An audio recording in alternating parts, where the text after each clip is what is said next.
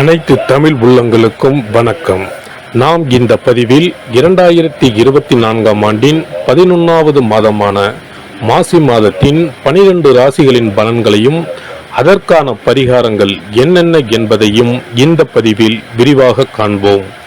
எல்லோர் வாழ்விலும் பலமும் நலமும் செல்வ செழிப்பும் பெற எல்லாம் வல்ல இறைவனை வேண்டுகிறேன். வாழ்க வளமுடன்.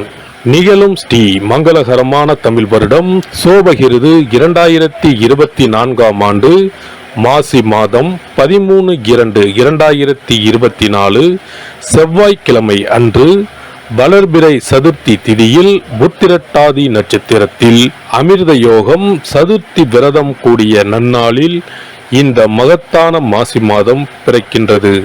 மாத தொடக்கத்தில் மாசி மாத கிரக நிலைகளை ஆராய்ந்து பார்க்கும் போது மேச ராசியில் குரு பகவானும், கன்னி ராசியில் கேது பகவானும், மகர ராசியில் செவ்வாய், புதன் மற்றும் சுக்கிர பகவானும் சஞ்சரிக்கின்றனர். கும்ப ராசியில் சனி பகவானுடன் சேர்ந்து சூரிய பகவானும் சஞ்சரிக்கின்றனர். மீன ராசியில் ராகு பகவான் சஞ்சரிக்கின்றார். தமிழ் மாதங்களில் 11வது மாதமான மாசி மாதம் இது வழிபாட்டிற்கு உரிய மாதமாகும்.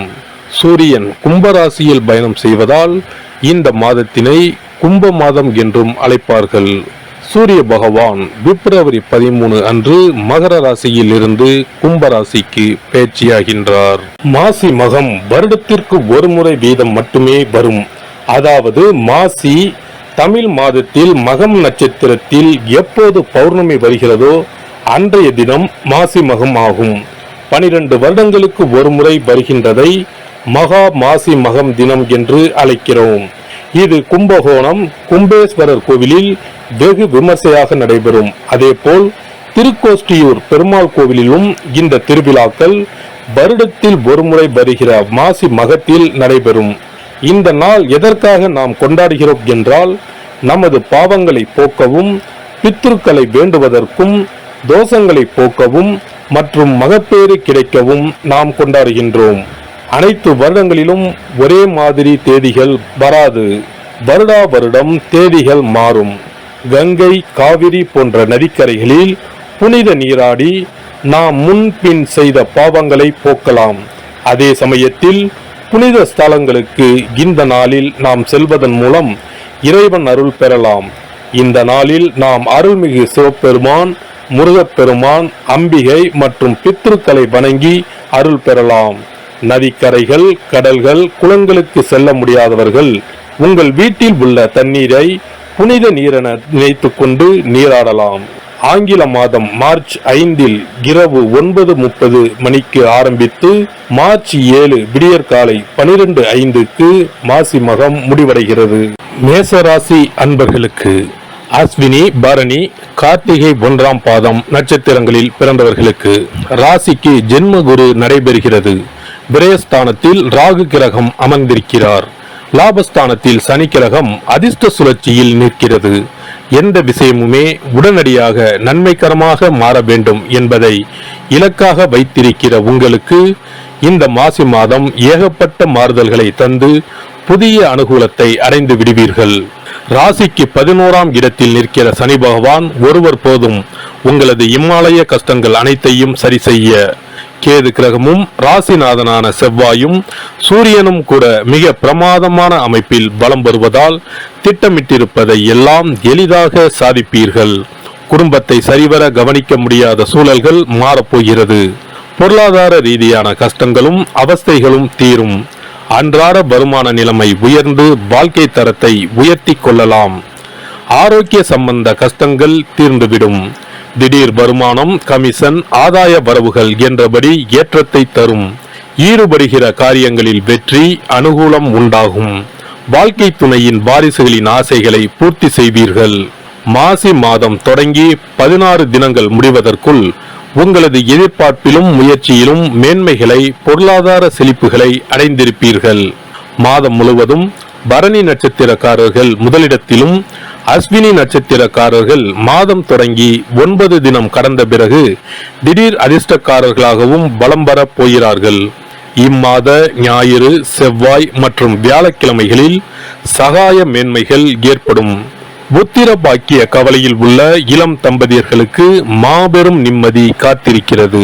பெண்களுக்கு வாழ்க்கை துணையால் ஆச்சரியப்படும்படி ஆபரண சேர்க்கை உண்டு.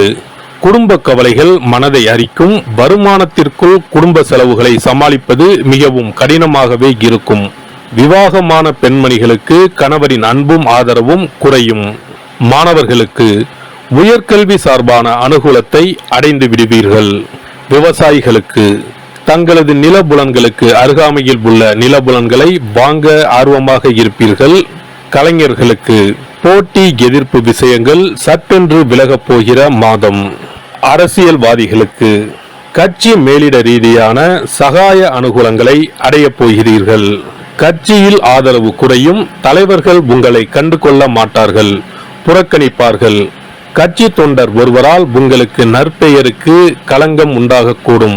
தசாபுத்திகள் அனுகூலம் இல்லாமல் இருப்பின் எச்சரிக்கையாக இருக்க வேண்டியது மிகவும் அவசியம். வியாபாரிகளுக்கு வர்த்தகத்துறையும் சனி பகவானின் அதிகாரத்தில்தான் உள்ளது. வியாபாரத்தில் நல்ல அபிவிருத்தியும் லாபமும் கிடைக்கும். ஏற்றுமதி துறையினருக்கு வெளிநாடுகளில் இருந்து வரவேண்டிய பாக்கிகள் வசூலாகும். புதிய விற்பனை நிலையங்கள் திறப்பதற்கும் ஏற்ற மாதம் இந்த மாசி மாதம். கலைஞர்களுக்கு வருமானம் நீடித்தாலும் எதிர்பார்க்கும் அளவிற்கு இருக்காது. கையில் இருக்கும் பணமும் வீண் செலவுகளில் விரயமாகும். திரைப்படத்துறையினருக்கு வாய்ப்புகள் குறையும். பரிகாரங்கள். இம்மாத வியாழக்கிழமைகளில் ஸ்ரீ குரு பகவானுக்கு அபிஷேக ஆராதனை செய்து வழிபட்ட பின் ஸ்ரீ பத்ரகாளியை தொடர்ந்து வழிபடவும். சிறப்பு பரிகாரங்கள். வருமானத்தை பெருக்குவதற்கு வருமானம் வந்ததும் அல்லது சம்பளம் வாங்கியதும் அந்த தொகையில் 1% தொகையை தனியாக எடுத்து வைத்து விடுங்கள். அந்த பணத்தில் பாலால் செய்த இனிப்பு வகைகள் வாயில் போட்டாலே தித்திப்புடன் எளிதில் கரைந்து வாயிற்குள் போய்விடக்கூடிய இனிப்பு வகைகளை வாங்கி ஆதரவற்றோர், சாலையோர பணியாளர்கள், தூய்மை பணி செய்வோர், ஆதரவற்ற நிலையில் வறுமையில் வாடும் குழந்தைகள் மற்றும் தொழிலாளர்களுக்கு கொடுங்கள். மகிழ்ச்சியுடன் உங்கள் கைகளால் இனிப்புகளை கொடுங்கள். இப்படி செய்வதால் சனி சுக்கிர யோகம் உண்டாகும். இதனால் வருமானம் பெருகுவதுடன் கையில் பணம் சேர்ந்து கொண்டே இருக்கும்.